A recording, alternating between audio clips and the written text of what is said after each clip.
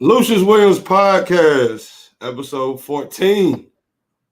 Today I got a special guest. Me and this dude was in the military together, and I kind of said fuck it early and went out and pursued what I wanted to do. And then I seen this man, and he pursued his shit, but he's on another level with it. This is my homie, man. He's a professional wrestler. Give it up for Tony Batista. What's happening? Yeah, what is? What's good, homie? Look, we ain't spoke in forever. Like, we'll text every once in a while, but shit, I ain't seen you since you was like, you didn't have no hair on your face, bro. Yo, I was 19, man, when we met, and we haven't seen each other like what, 13 years, maybe? Yeah, probably. Yeah, because I got out in 2007. Yeah, and I got out last year. And, yeah. Oh shit. Yeah, that's crazy. I got out, and I was there in November of 2005 to January of 2007. I did that quick turnaround, hot my ass to Korea. Yeah. I can dig it. And what got you into wrestling? Man, like all of us pretty much. I used to watch wrestling as a kid, man. I always wanted to be a baseball player and a wrestler. That's it. Okay. Back up, that was it. And then so I always wanted to do it, just didn't know how. I didn't even think that stuff was real, like realistic to pursue it. And then, you get older after the Attitude Era died out. You remember the Attitude Era? Yeah. I'm watching it. And then I got stationed in Missouri with y'all. And I saw that everybody was into it. And you remember that we had that flight chief and roll call. Yeah. Cini. He used to be like, Batista, I see my post, be like, fucking animal. And I'm like, why? Oh, because Batista. And then I started watching it again, fell in love with it. I got stationed with BJ and McGuire again. We got deployed together, and it was constant back and forth wrestling. And then one day in Jersey, I was like, yo, I'm tired of being a fan, man. I'm gonna do this. I just don't know how. And then when I got stationed in Texas, that was like a godsend because there was what was formerly the Shawn Michaels Wrestling Academy. Okay. The new location was like 10 minutes away from the base. And I'm like, that's it, man. If I could do it and if I could hang, this is what it is. And luckily, it worked out. That's what's up. Like, how was the process for that though? Because you were still in. Yeah, man. So I did so I tried to cover my P's because I was an instructor out there. So I was trying to cover my P's and Q's.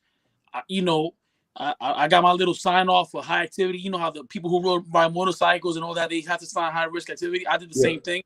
And I justified it. I was like, yo, I teach combatives here. Like cats be rolling their ankles, breaking their legs. The same risk, even probably less, is going to be in wrestling because, it's a controlled environment, blah, blah, blah. I finessed the shit out of it. Commander was like, bet. So, like, if it didn't interfere with work, I did my training. Because training over there was from 6:30 to 9:30. Okay. I was out of work already. You know what I'm saying? And if I had to work overnight, I missed training. You know what I'm saying? I did a lot because of work. But, I just worked around that. Yeah. You know what I'm saying? And what is the training like to be a wrestler? It's like, because everybody has like a perspective about wrestling, like it's fake, and you learn how to do the shit, and motherfuckers don't understand that shit. It beats your body up, breaks your body up. Yeah, that's what used to piss me off back in the day. Like, oh, it's fake, and I'm like, now I don't even care no more because it's like, I realize that not many people could do what I do for a living, and it's all good. And somebody who don't care about wrestling, they don't care to find out. But it's I guess you could say that it's fake. The only thing that's fake about wrestling is that the result is predetermined. Nobody really wins, nobody really loses. It's a show, right? But everything you do in there is real because you tell stories. Movies, we tell stories with words, everything. In wrestling, at its basic form, we tell stories with our bodies. And the mat is not cushioned. Yeah, you got a little bit of cushion there, but it's wooden reinforced with steel frame. So everything hurts. The idea is to do it right so you can protect yourself. You know what I mean? But if you do it wrong, you're gonna feel it. Injuries happen. I ruptured my bicep tendons in a match, and I finished the match even while I was hurt. Cats, it happens. So it's a rigorous process to become a wrestler because you got to get your cardio up. And if you get trained the right way, you're gonna get humbled, man. Because like I said, I was active duty military, and I was like, man, I'm good. I'm ready for this shit. I'm in shape, and I was, but I was still getting tired and just blown up sky high because they made me work for it and earn it. So it was a vigorous process. You can't be like, hey, I'm a professional wrestler. Like, it don't work that way. It's a legitimate title that you have to work for, I can dig it. Yeah. I mean, like, bro, people say stand-up comedy's hard.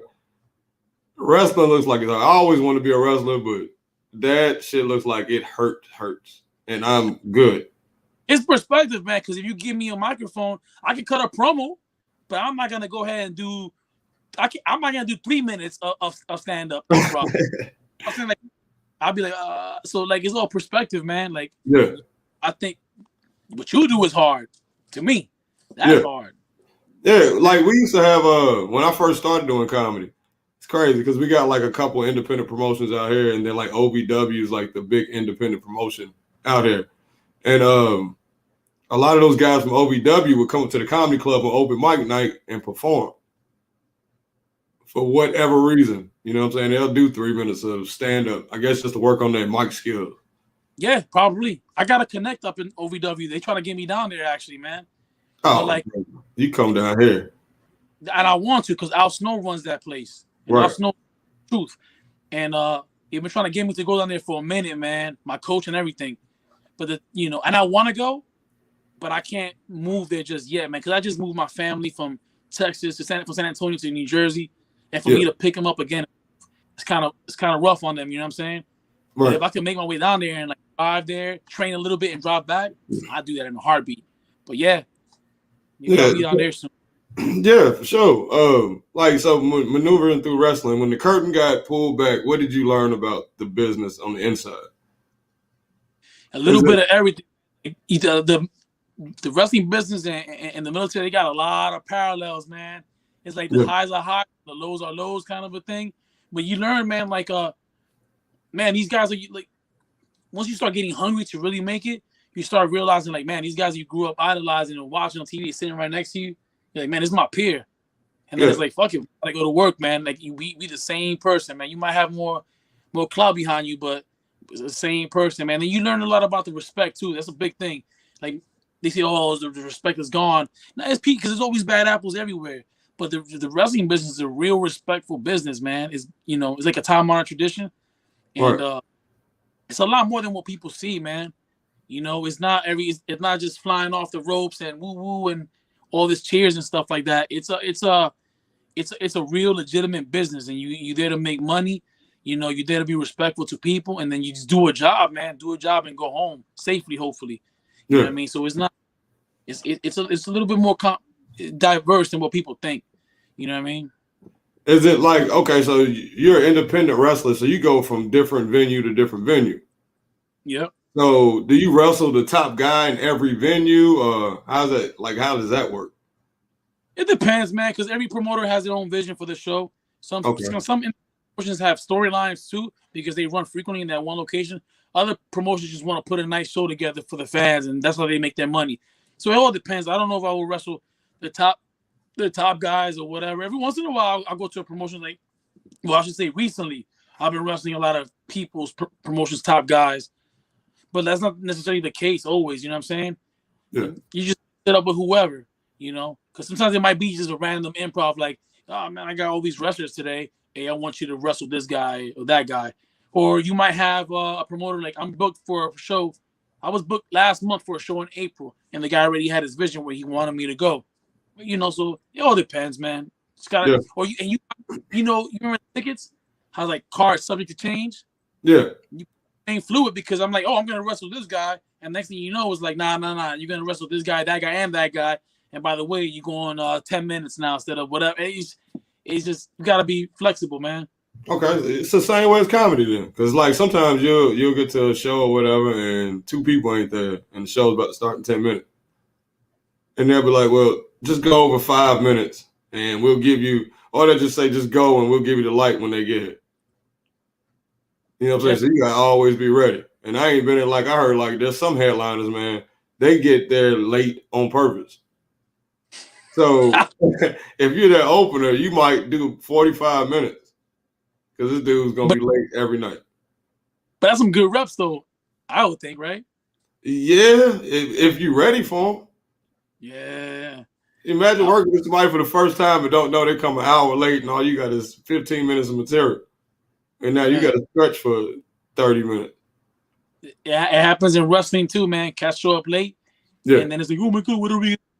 I'm like, you're a wrestler, right? All right, well, let's call it in the ring, my man. What do you mean? Got time, my man? Let's call it in the ring. You're a true professional. Let's call it in the ring. Yeah. And then that's what gets scared. But like old school, they call that joint in. Yeah, and I think those are better matches because you're really feeding off the crowd rather than you are going off of what you're supposed to do. Yeah, like I want to do bing boom bang boom, and it's like, but what if bing boom bang boom doesn't? They don't react to that. Oh, I don't know. Just fucking fill it out, bro. You know, you gotta be flexible, man. When did you get that ability? When was the first time you had a call in the ring, and how did the match go? It happened because that's the way we trained, so I was good with it. I wasn't saying I was like the man with it because April 1st, April Fools, man, it's gonna be my 4-year anniversary. They say you don't start hitting your stride so you have 7+ years in. So I don't say I'm not the man, but we were trained that way, so I could kind of finesse myself away through a match. I mean, and then when I wrestled Roddy Mack, all he was like, "Well, this is the finish. This is what the promoter wants for the finish." It's like, what you want to do? And I'm like, what you want to do? You're the man. He's like, I call that shit in the ring, brother. And I was like, all right, nice match. Yeah. Bang. Because all we did was he just made his shit look real. It was a physical match, like it was legit physical, but he made it look legit because Roddy Mack is like actually a legit badass, like for real. And it was money. And then we did it again, and it was money. Same thing. Yo, man, call it in the ring, and it's easy. So it's kind of, for me, honestly, it's kind of easy because I don't have. The less I have to memorize, the better. Yeah, you know what I'm saying. I could imagine 20 minutes. Like you going 20 minutes and you don't want to call in the ring, bro? Like what are we doing? Yeah, everybody's just like boom, boom. And TV is different. Those guys is different. It's a TV show. It is different. But when you're in front of an independent crowd, that's the time to kind of, exercise everything you learn and refine it. So when you get TV, it's good. And it's simple as calling it in the thing you kind of lacking. Okay. You know what I'm saying? So in a calendar month, how many matches do you normally wrestle? Like on an average? Pandemic now, man, I'm lucky if I see 4. Yeah. If I see 4 in a month because pandemic. And then also the military held me back a lot naturally. So like I will do like 4 or 5 a month. And that's not, I get to the point where I'm working 3 to 4 times a week. That's my goal. That's what I want to get now that I'm out. But, I got out legit right before lockdown started. The quarantine, right? And I got out. So it was like everything declined. But now it's slowly coming back up. You know what I mean? Okay. I can dig it. Have you tried working with Booker T down there? Oh, are you still in Texas? You in Jersey now, right? Jersey. Oh, okay. I was supposed to go to Booker's because that guy, remember we talking about that match I had? Yeah. That guy also works at Booker's. And so they were trying to bring me down there. And the one time that they needed people to go down there, I had a field training exercise or some stuff like that at the schoolhouse. And like I said, it is what like military stuff comes first. I can't, you know what I mean? So that was an opportunity gone. But Booker's out there, he's holding it down out there with his promotion. Yeah. They look like they got like a NXT like setup down there. Yeah, because he has TV. He has TV, man, and YouTube and all that. So and his stuff is popping. His stuff is popping. Like, he's the shit. Booker T, man. Yeah. Sucker. That's what's up. Who are your influences growing up, like in wrestling? Like who would you say you modeled your style after? A hybrid of a lot of cats, man. Like if you look at my wrestling gear, got the star. Like I'm a big Macho Man mark, huge. And but that wasn't the only one that I like, man. I like, I grew up with the Hulk Hogan Ultimate Warriors. That was because I'm a young dude. Did you like Hulk? As a first grader, I love Hulk Hogan, man. Because you gotta look at it from 2 ways. People say, "Oh, he can't wrestle," and Ultimate Warrior can't wrestle. Look at it, he's not Bret Hart, Bret Hart's one of my influences. Yeah, he ain't Bret Hart, but when I'm in 2nd grade and he's doing this number, I'm yelling at the TV too. So it's just like, maybe he can't wrestle technically, like, or what he shows you that he can't necessarily wrestle like a Bret Hart. Yeah. But if the crowd is going like this and he's making all that money because he's that good, then really he's doing his job. Bro, you know what I'm saying? I've seen with Ultimate Warrior. This dude used to come to the ring, rip his shirt off, take an ass whooping for 10 minutes, hulk up, big boot, leg drop, match over. Go home. Every single match. And every single match, as a little kid, I'm like, I get mad when he gets beat. I'm like, no, man, when is he going to do this thing and do this? And when is he going to do that? And then I'm like, God, this fun. And then boom, he does it. And I'm like, yeah. You know what I'm saying? It worked every time as a kid. Yeah, it did. Like, I was more in love with the South wrestling. Like, I was into the Von Erichs and the Freebirds and all that shit. So I mean, like, Hulk was all right. I like the Ultimate Warrior just because he was just out there like that. Yeah. Of course, Macho. Because y'all had different. Because you have different TV. So in New York, all I had was WWF, WCW. That's all I had. And then ESPN Classics, which sometimes shows the USWA and AWA type stuff. Yeah. And I would watch it, and that was like once every so often or whatever. So all I had was my WWF, WCW. So that was like, you know what I mean? Yeah. So it's different flavors depending what region you grew up in. So I grew up on that. You know what I mean? Posing, and the 17 minutes. Yeah, the Bret Harts, Mr.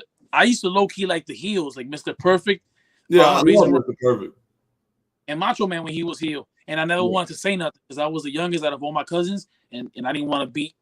They always used to clown me, so I didn't want to get clowned for liking the bad guys. And I'm like, yo, why do I like this guy? And you know, ravishing Rick Vood, and my mom caught me doing that once. And she's like, where did you learn that? Because I didn't want to get that wrestling cut off. You should have told her, wait 15 years from now, I'm gonna be telling people to suck it and not know why the fuck I'm doing it. For real, man. It's wild, bro. Like, yeah, I used to watch. Like, I was a Ric Flair guy. I appreciated him. Like, I started appreciating Ric Flair probably he was probably like 50. I used to think his matches was boring, but like, you know, once you get into you said Rick, you broke up. You said Ric Flair. Yeah, I used to think Ric Flair's match. Like, if I sit back and watch old wrestling clips, bro, and they were winning matches with elbows. You know what I'm saying? But like, that was okay though. You know, sleeper hold, leg drop. You know, now because it's conditioning, man. Think about it. When Macho Man did that flying elbow, that was like, oh my God, yo, what are you? Yo, you crazy, man? That's you can't now somebody does it is like it's just an elbow drop.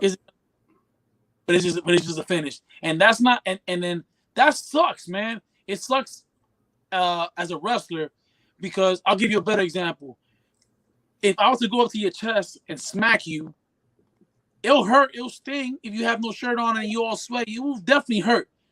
But if I punch you, I could probably knock you out. But when you see a punch in wrestling, people be like this. When you hear a smack, everybody goes, woo! And I'm like, yo, since when did a punch become weaker than a slap? And it's conditioned. Yeah, it just makes a lot more noise. Yeah. So they want to see all this shit. And it's like, because that's the standard. And then next time they want to see more. Fuck that, man. When I work my bad guy shit, oh, you want to see it? Nope. Hate that.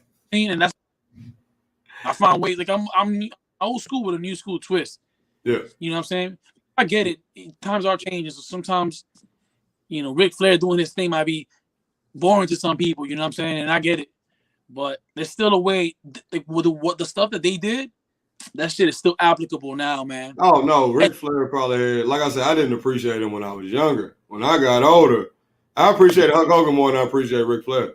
When I got older, I was like, all this comes with this. So the walk to the ring, the robes, the women, the nice suits. And then he gets in there, gets his ass whooped for 45 minutes. Yep. He's bleeding, he's hurting, and he still wins. He might have got some help, but he still won. And when he came out on TV, whenever the next time you seen him, he was talking cash shit like he whooped his ass. Yep. And I'm like, bro. and he's so genius because everything you said was true. And then the guy he wrestled that he beat looks like $1 million. Yep. Because he almost beat the world champ. Yeah, and you beat me to death, damn near. Yep. And I needed help. You see what I'm saying? Still won, but yeah. So Ric Flair's a genius, but this is little integral shit that people don't, and it's not their job to understand that. Yeah. But like that conditioning, man, cats want you to jump off a roof and be like, yeah, like nah, bro. See, I've been like I said, I've been watching old shit on the network. I've been watching. You know, I appreciate a lot now. You know who Tully Blanchard is, don't you? Fuck yeah. Okay, Tully Blanchard and R. Anderson when they worked in WWE years ago. Mm-hmm. They told a great story, and they worked probably man. Like tag team wrestling ain't like it. You know what I'm saying? Like it could be. There's some like, you know, but like working like that. Isolating body parts and working on the body part and all that shit, like, yeah. And talking shit to the crowd. Yeah. Like, they used to make the crowd want to fight them for real. Growing up, I didn't like them. I hated them. Like, legit. You know, they were mean. You know, they were really mean. It, man. I love Tully Blanchard, man. I was like, if his career would have went longer, he'd probably been great. Great. He's doing the damn cocaine. That stuff. That cocaine had him fucked up. Failed his drug test. Everybody, man. It's just about everybody. I guess that was the 80s and the 90s, man. Shit, not even the 90s, the 80s. Oh, the 80s. I wouldn't be able to be a wrestler in those days, man. Bro, if you look at all the sports back in the day, yeah, it was rougher and tougher, but them mugs post game and post match, they were talking about Pat Patterson smoking cigarettes and shit after he got through wrestling. Like how you been in the locker room about ready to you just got done wrestling, you gonna light a cigarette up in the back. There's cats that do that now, man. Or smoke a beer, drink a beer, whatever.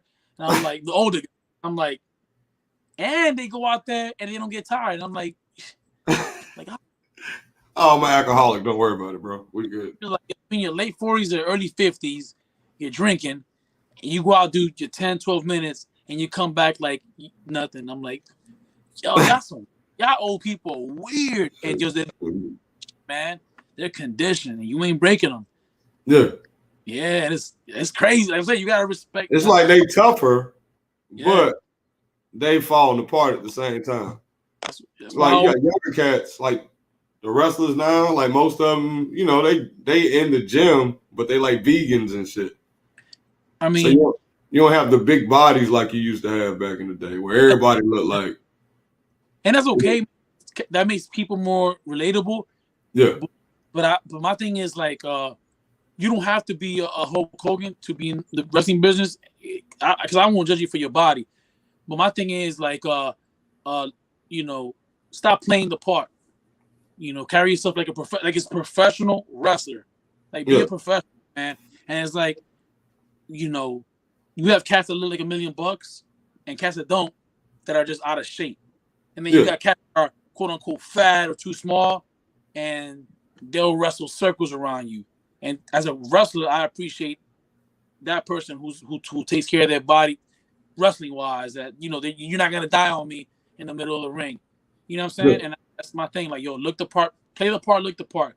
Don't just be like, oh, you know, like, nah, man, live that shit, man, for real. Like, this shit is not. This is how I want to feed my kids, man. Don't fucking make a mockery out of this shit. You know what I mean? Because them old guys I was talking about, that's why I respect them. They live that shit. Yeah, they take it serious every time. Doing drugs and doing whatever it is they're doing, but when it comes time to get in that ring, they earning their money, man. Yeah. And it's like, yo, they do the same shit. And like, it's not everybody. A lot of cats are doing what they're supposed to be doing, but every once in a while they come across cats that's like, yo, man, like, did you buy your way into being a wrestler? Like, this is not cool. Like, I'm a professional, man. It's a business, yo. Yeah. So I mean, like, so do you have? Because I mean, in comedy, of course. You have people that don't take it serious, or don't, you know, they don't value the opportunity or whatever. And like with wrestling, the same thing? Because I didn't have to pay shit to be a comedian. I just went to a bunch of open mics, and then, eventually somebody notices you. And but you still pay your dues, though. Yeah. Yeah, I'm saying, like, yeah, it's the same. It's the same thing. You can't be fucking like. It's a privilege to be a wrestler, man. I think. Back in the day, it was more so then because you couldn't break in the business unless you knew somebody who knew somebody, or somebody say, "Hey, kid, you want to come out here try this out?" Because it was real hush hush. Now you pay tuition. Back then you didn't do that. Now you pay tuition and you can look up a school and you take a crack at it. But good trainers will weed out the trash and be like, "Nah, man, you get the stepping." Because it's all about respect, man. You gotta respect the business. And you got to be able to respect a old man telling you, "Hey, man, your shit was shitty. Get your shit together." Because that's their old people's way of saying, "I care about you, but you suck, and here's what you're going to do to get better." And, you got to step into that feedback, man. And, yeah, man, it's a lot of cats that just, they think like, "Oh, I belong here." Well, nah, man, you don't belong nowhere, man. This shit ain't promised.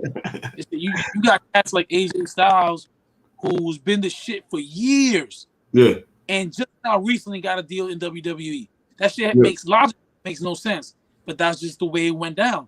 So what makes you think at this level that you could be popping off when a man like him has been popping for years and just now got his big break?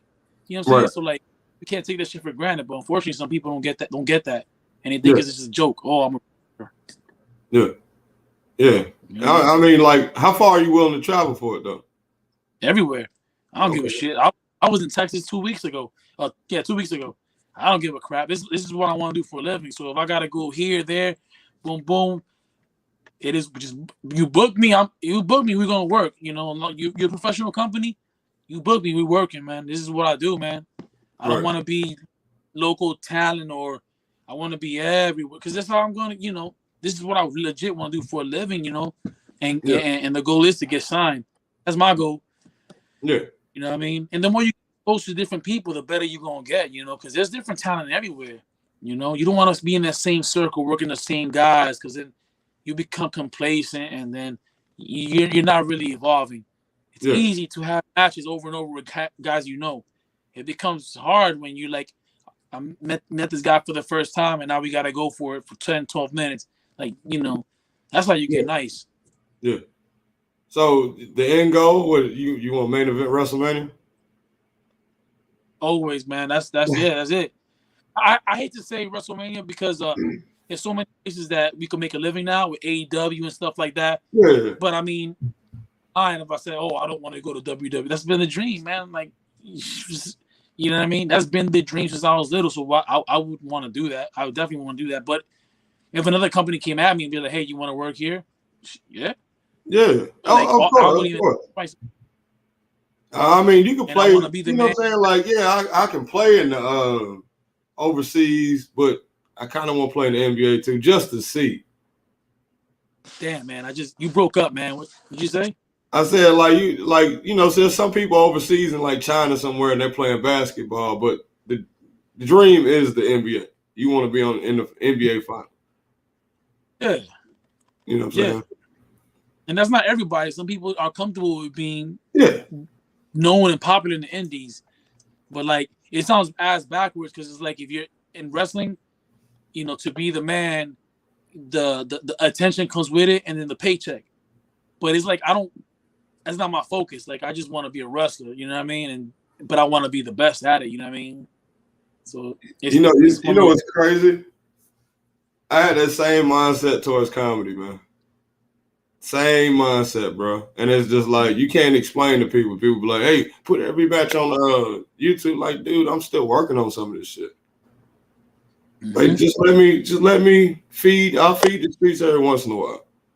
You know what I'm saying? I'm like, dude, I just want to be a comedian, man. I just want to ride this wave. I want to take it in. I want to breathe the air.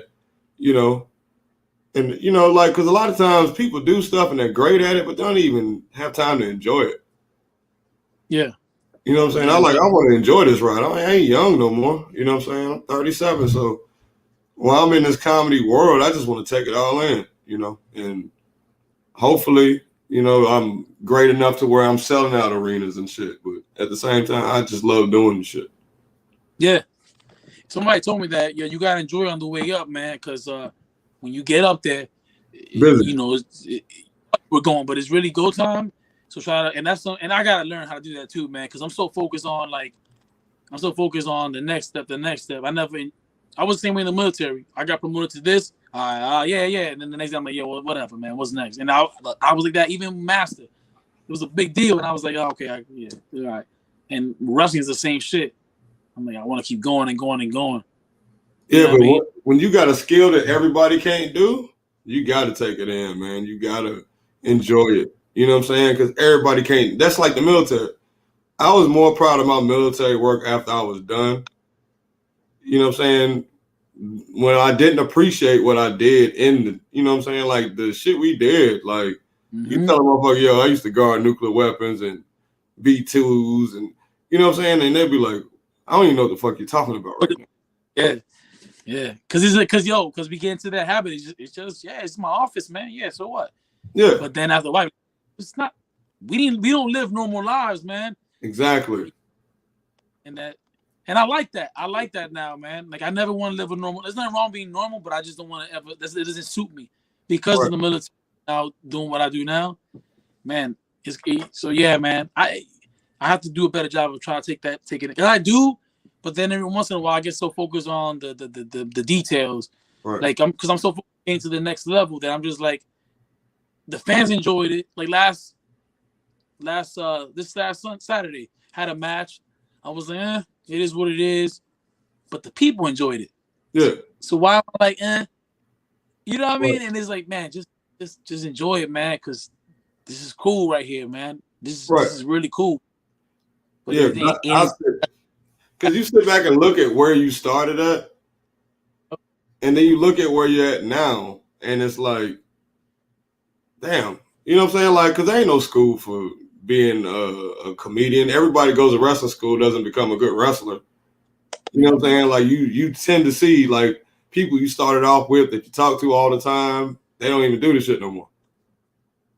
You know what I'm saying? They quit and you stayed. And now, you know what I'm saying? Like around Louisville, like people know who I am. You know what I'm saying? I remember there was times where somebody was probably like, who the fuck is Lucious Williams and what the fuck are you talking about him for? Yeah.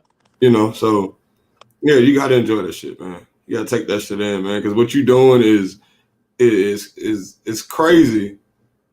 Because you know what I'm saying, like I'm a mark for wrestling, so yeah, but like I'm on a different level, bro. Like I could name the Wrestlemanias where they were at, the main event of that, you know what I'm saying? Like I'm weird like that, bro. Yeah.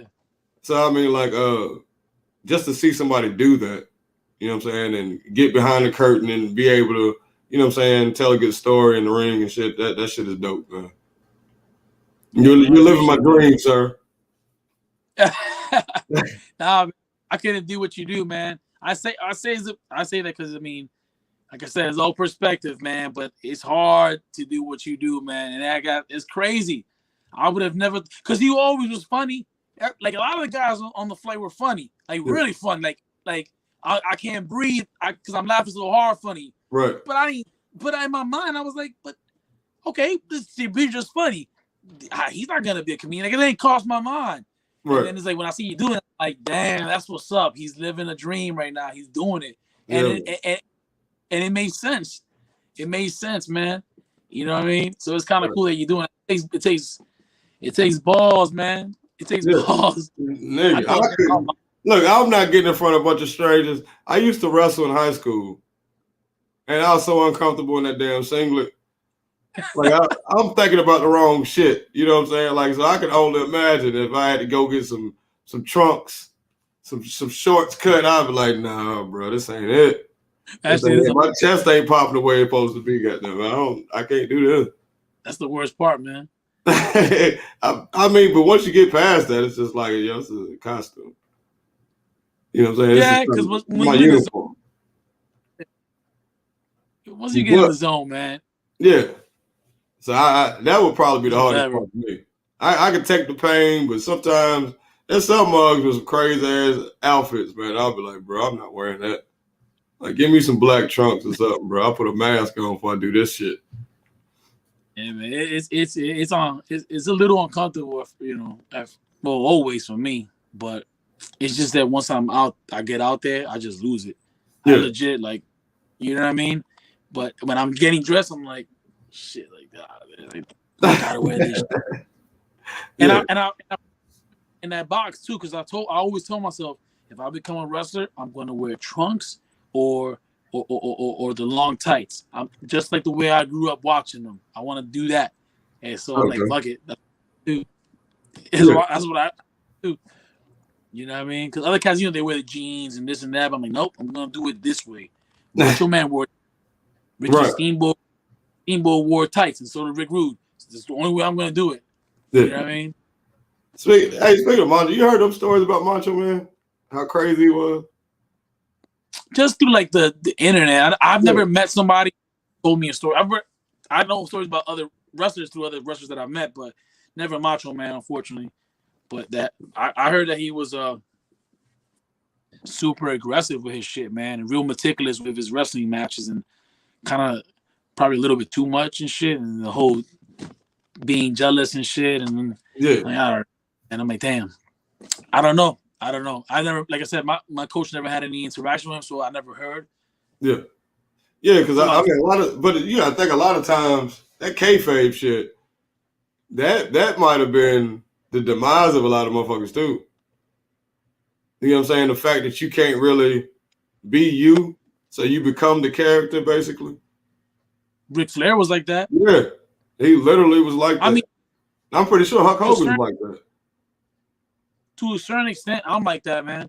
You know, even though we like, wrestling is whatever. I just started doing my heel thing here in Jersey, and I'm not kissing your babies. Don't bring them. Don't bring them. I'm not kissing your babies, man. Like, I'm gonna give you a reason to hate me, and I don't. You know what I'm saying? I just don't care. So I'm trying to get that old school heat. Like, I live it. Yeah. I was asked to be training. Some dude was like, yo, you really have a piano in your house? No, because I did a promo for this one. It's an all Puerto Rican thing. I'm Dominican, but it's like an all Puerto Rican type league thing. And they booked me for May. And I cut a promo because the dude cut a promo on me. I said, okay, you want to do this? All right, let's talk. I can talk. I cut my promo. He's like, yo, you got a piano in your house? I said, hell yeah, man. I'm Tony Batista. Got fucking money, bro. Like, you know what I mean? He played that shit. He's like, what the fuck you think this is? You thought it was a gimmick? You thought I was playing? Bro, this is how I dress, bro. I got this, I got that. I'm like, all right. Have you ever had to wrestle somebody that you legit didn't like? No, I don't think so. No, I mean, I wrestled some cornballs before. I'm just like, whatever, but it's like, I'm all business, man. So like, I'm never gonna take advantage of somebody, and I hope nobody does that. Because like, it's a real, when you wrestle, you're kind of vulnerable, man. Like, you know what I mean? I'm saying, hey, take my body. I'm trusting you with it. So, I feel like if somebody were to do that to me, it's not gonna be if I make it to whatever incident, it's not gonna be fun for that person because I'm not like that. You know what I mean? I feel in my head that I can legit hate you, and if we were booked for a match, I'm gonna take care of you because we gotta do this shit. You know what I mean? Yeah. I feel like there's no room for that shit, man. Okay. Favorite WrestleMania match? Oh man, there's a lot. Yeah. There's a lot, man. So crowd reaction, it's two. So crowd reaction wise, I would like Hogan and Rock. Yeah, the crowd reaction was crazy. And I was hyped. Like I remember watching it and I got goosebumps. I'm like, oh shit. Like this is my shit. Because a lot of people say, Macho Man and Ricky the Dragon. Yeah. And that match was the bomb. It was a bomb, but let's be real. It was a lot of action, bro. And Macho Man. But I was also 3. So I mean, I rewatched it. Live,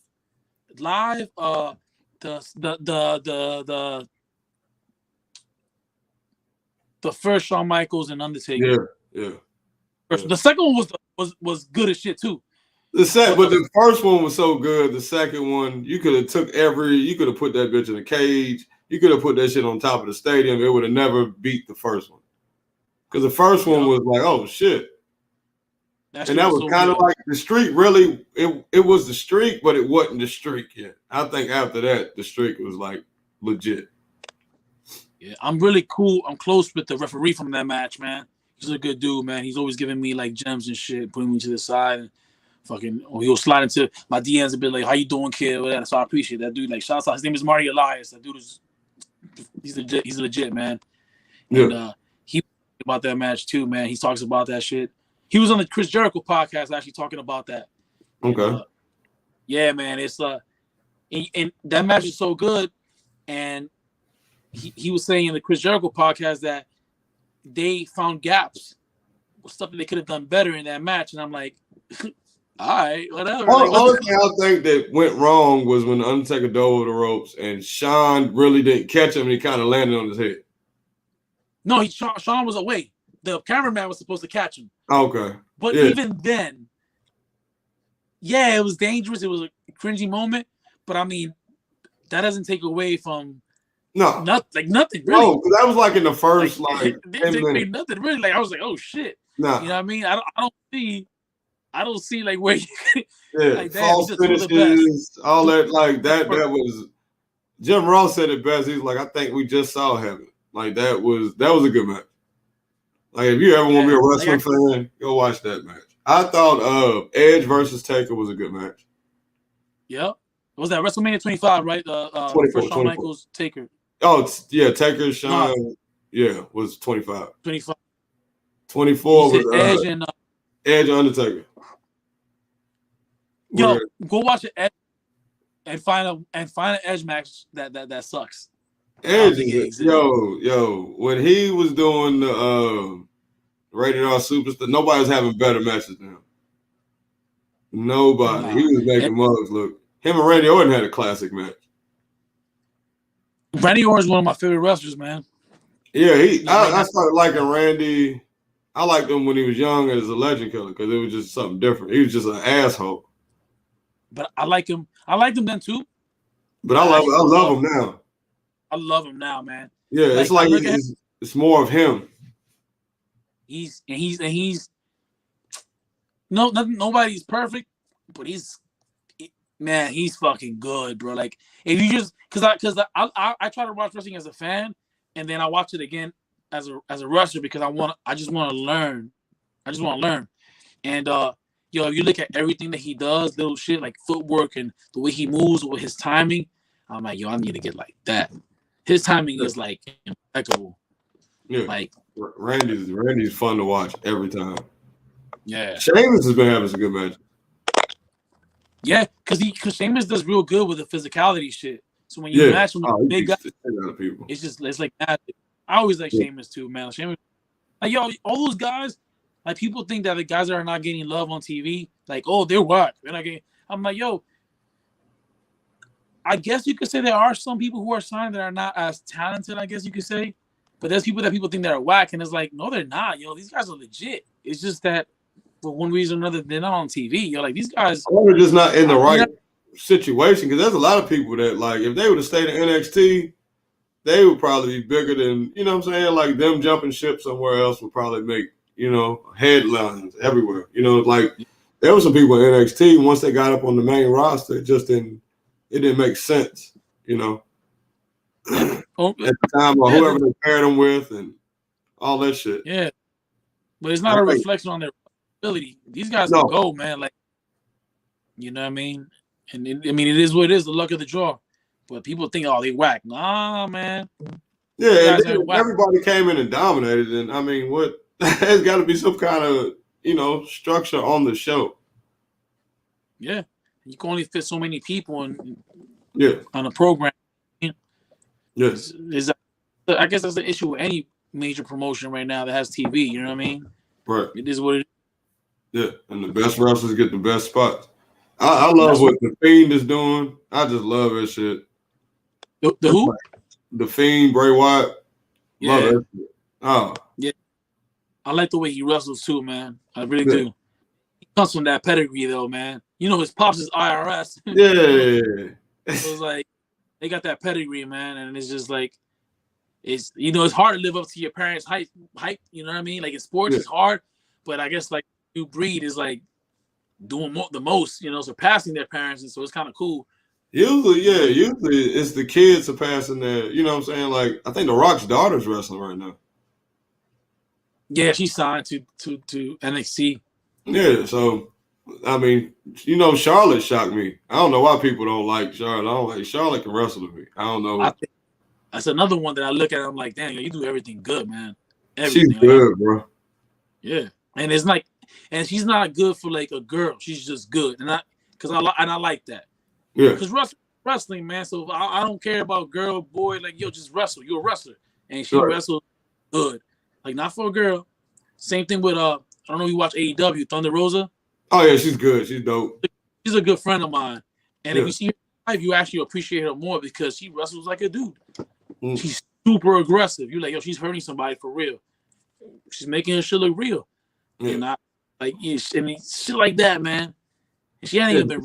She's a hell of a. Like I seen her when she debuted, and I was like, oh shit, she's good. It's just like sometimes she don't have good dancing partners. You know what I'm saying? And then she'll, you know what I'm saying? Like, because sometimes with like wrestling, you can have two good wrestlers. Like, what did I see? On paper, I saw Dolph Ziggler, Dean Ambrose, right? Mm-hmm. On paper, I'm like, Dolph Ziggler's going to make him look great. And then when they finally wrestled, it just wasn't, they just wasn't vibing. So everybody has chemistry, you know what I mean? Yeah. And you could legit take two of the best wrestlers out there, and they probably, who knows, they may not have good chemistry, you know what I mean? Or they may. Like, it's just what it is, Sometimes some people don't gel, and it's not a reflection on them as individuals. It's just they just like that, Yeah. At that level, man, those dudes are all nice, Like they're all nice, and this guy may not be the best technical wrestler, but like look at that person and what they do. There's something about that person that makes him that special. And everybody their thing, man. That's what I'm trying to work at. Yeah. I'm trying to cover all my bases. I need to get to that level, man, because it's hard. It's hard, man. Yeah. It's hard to get to that level, man. And you could be the nicest dude out there and still not get there for whatever reason. Yeah. So I need to make sure I, step up my game and do it quick too, because I feel like I don't have time to kill. Yeah. I mean, and on that other side, entertainment does come into play. So you got to have some talents or something. You got to actually be you. You know what I'm saying? Yeah, man. Don't be afraid to put yourself out there because you think it's stupid. It might catch on. You know what I'm saying? So. Yeah, man. It's all about that. That you gotta get noticed, man. Yeah. I gotta do a better job of that, man. I gotta put myself out there and get noticed more, man. Like my social media sucks and stuff, but Mine does too, bro. Mine does too, but like it's like that should have come. You know what I'm saying? The more you go around, the more you meet people, and it's just like, dude. Yeah, we focus on social media, but when people know that you got something, they'll open their mouth and talk about you before, you know what I'm saying, you got to say anything. So I think the key to entertainment, sports, anything is consistency, man. Yeah. Without the consistency, you know what I'm saying? Like, there's people that I ain't never met before in my damn life that's like, yo, if you ever have a show out here, bro, I'm coming to see you. You know what I'm saying? I had a dude that I met playing video games. Like, legit playing video. That's how we met, playing video games. Came to a show. So, I mean, like, you got them out there. They probably just don't use social media or they just, Yeah. That's what's up, man. That's what's up, bro. Yo, tell me, man, you got Louisville now, man. Next thing is the world, man. Oh, man, I can't wait. I can't wait. I've been starving, too. Like, I've just been, just kind of patiently waiting. You probably haven't even hit your comedic prime yet, like your stride, right? I haven't, bro, because I'm still getting critiqued on the little shit. You know what I'm saying? The little intangible. So it's like, yo, take your hand off your chest when you're talking. That means like when I do this on stage, I'm nervous as fuck. I'll hold the mic and I'll be talking and I'll do this goofy shit. And I do it just just nerves is bad. And like, people have been watching you for years, like, yo, why the fuck are you nervous right now? I don't know why I'm nervous right now. I wish I wasn't nervous right now. and then I'll open up as the set goes on. But yeah, like little bitty things, man. The little shit. Yeah. But and it's the little shit that the pros, the audience don't probably give a shit about. Exactly.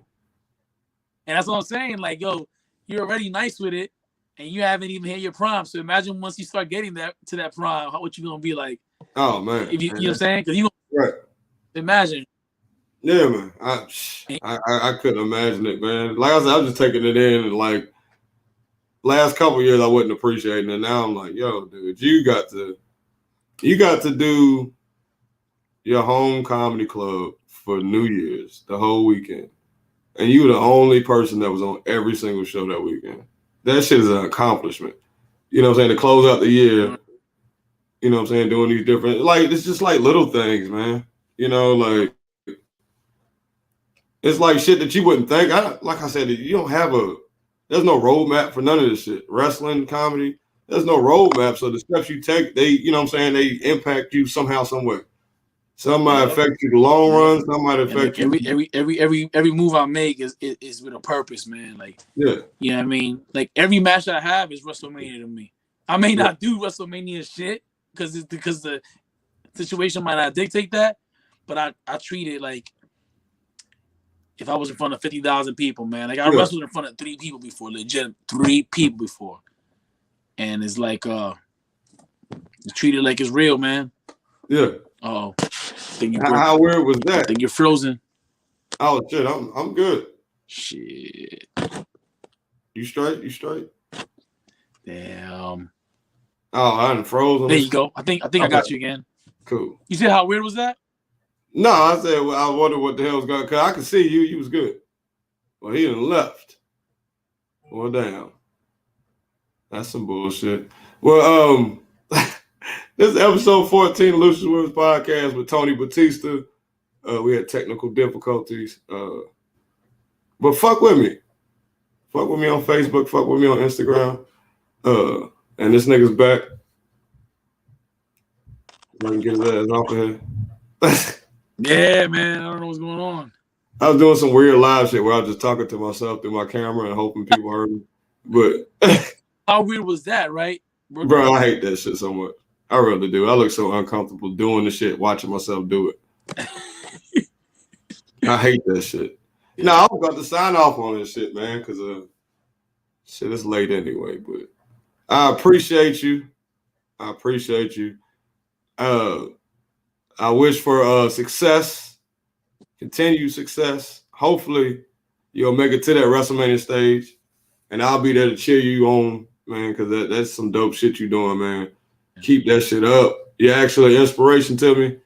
Following your dream, doing what the fuck you supposed to be doing, man. What are your social media handles, just so people can follow you? I appreciate that, man. So Tony Batista 08 at Instagram and Tony Batista at Facebook.